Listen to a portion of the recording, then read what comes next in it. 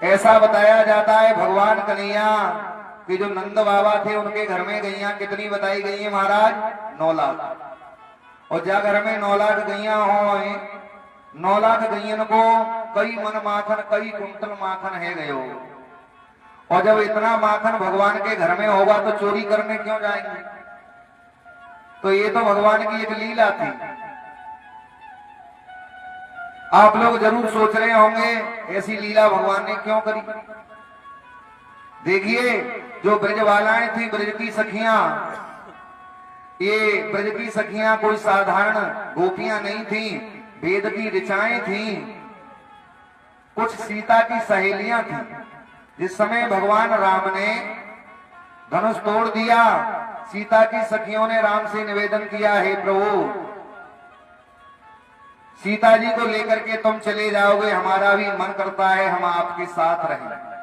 भगवान राम ने कहा, मर्यादा के बंधन में हूं, द्वापर में कृष्ण बनूंगा, उस समय में तुम्हारे साथ में रास महारास अनेकों लीलाएं करूंगा, तुम्हारे घर रोजाना आता जाता रहूंगा।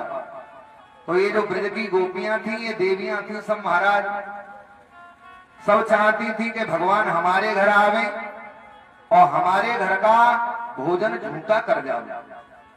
अगर हमारे घर का भोजन झूठा करके जाएंगे बिहारी जी, तो वो भोजन प्रसाद हो जाएगा, और उस भोजन को जब हमारे परिवार वाले खाएंगे तो मति शुद्ध हो जाएगी। इसलिए गोपियां प्रेम से भगवान को बुलाती थी। तब भगवान लीला करने जाते हैं। भगवान की चोरी नहीं, ये लीला है।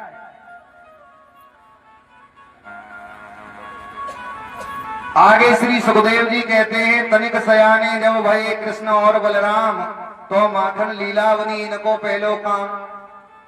अब आप लोग चोरी मत समझ लेना, ये भगवान की लीला थी। गोपियों के यहाँ भगवान भोग लगाने जाते हैं, गोपियां भगवान को भाव से बुलाती थी, तब भगवान जाते थे। श्री सुखदेव जी कहते हैं, हे राजन परीक्षित, ये गोपियां कितने भाव से बुलाती थी भगवान को? कहती हैं, लाला आज बड़ो सुंदर माखन निकाले हो है, श्यामा गैया को माखन है, बड़ो मीठो है, तुम खाने आ जाओ। और जब तुम मेरा माखन खा जाओगे तो ये माखन प्रसाद बन जाएगा। जब मेरे घर वाले खाएंगे तो सबकी बुद्धि